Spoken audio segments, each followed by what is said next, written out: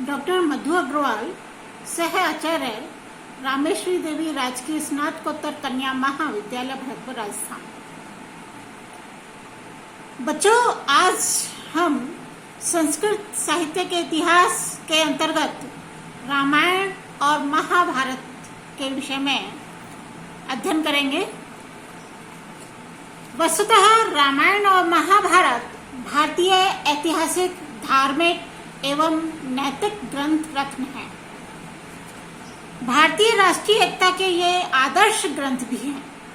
इन ग्रंथों में देश के विभिन्न भागों में सुविस्तृत विभिन्न विचारधाराओं एवं संस्कृतियों तथा धार्मिक एवं नैतिक विश्वासों एवं आदर्शों को एक स्थान पर लाकर उनमें सामंजस्य स्थापित कर यह सिद्ध कर दिया है कि किसी समय भारत एक सूत्र में आबद्ध था।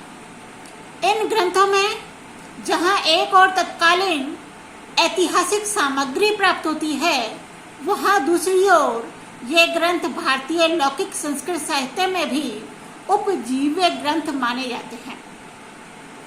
उत्तरकालीन कवियों, नाटककारों, लेखकों ने अपने अपने विषय निर्देशन के लिए इन ग्रंथों से पर्याप्त सामग्री ग्रहण की है और आज भी कर रहे हैं।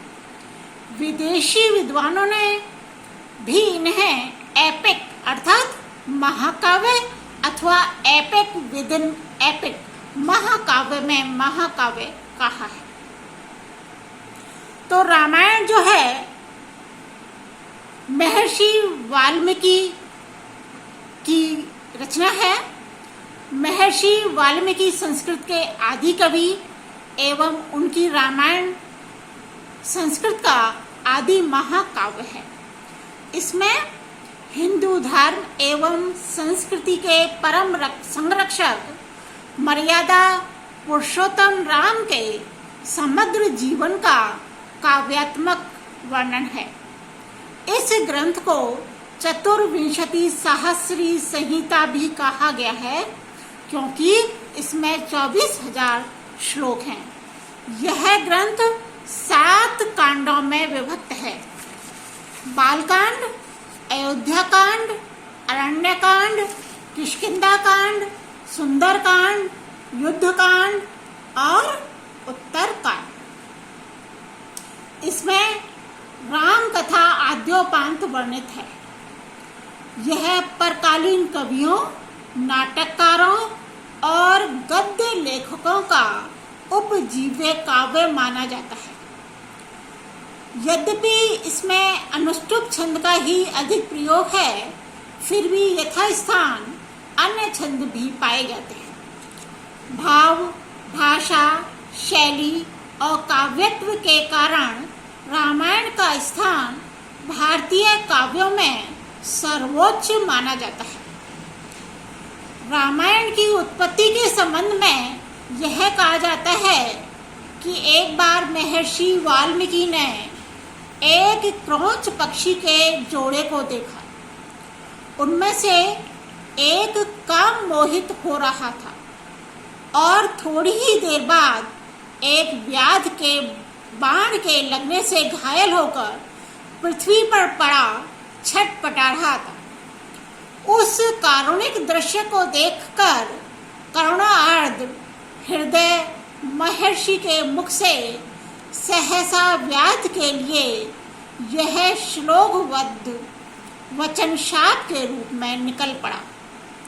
मां निषाद प्रतिष्ठां त्वं गमः शाश्वती ही समः यत् क्रौंच मिथुनादेकम अवधिस्त्वं काम मोहितम्। यही उनके काव्य का प्रथम सूत्रपात था। उस समय महर्षि के मुख से इस प्रकार की वाणी को सुनकर ब्रह्मा ने स्वयं प्रकट होकर महर्षि को रामचरित्र लिखने की प्रेरणा दी और महर्षि ने तद अनुसार रामायण की रचना की। रामायण के हमें कई संस्करण प्राप्त होते हैं। नंबर 1 मुंबई संस्करण, अथवा देवनागरी संस्करण। निर्णय सागर प्रेस मुंबई से 1902 ईस्वी में प्रकाशित यह संस्करण उत्तर तथा दक्षिण भारत में सबसे अधिक प्रचलित एवं प्रामाणिक है। इसकी सबसे प्रसिद्ध टीका तिलक है, जिसे प्रसिद्ध वैयाकरण नागेश भट्ट ने अपने आश्रयदाता राजा राम के नाम से लिखा है। नंबर 2, बंगला संस्करण। यह संस्करण जी गोरेशियो ने 1843 से 1867 ईस्वी में प्रकाशित किया था और इसका इटालियन भाषा में अनुवाद किया था। यूरोप में सर्वप्रथम यही संस्करण छपा था। इसे गौड़िया संस्करण भी कहते हैं। नंबर 3, पश्चिमोत्तर संस्करण अथवा काश्मीरी संस्करण। यह संस्करण रिसर्च विभाग डीएवी कॉलेज लाहौर से 1813 ईस्वी में प्रकाशित हुआ। इसके टीकाकार का नाम कटक है। नंबर 4, दाक्षिणात्य संस्करण।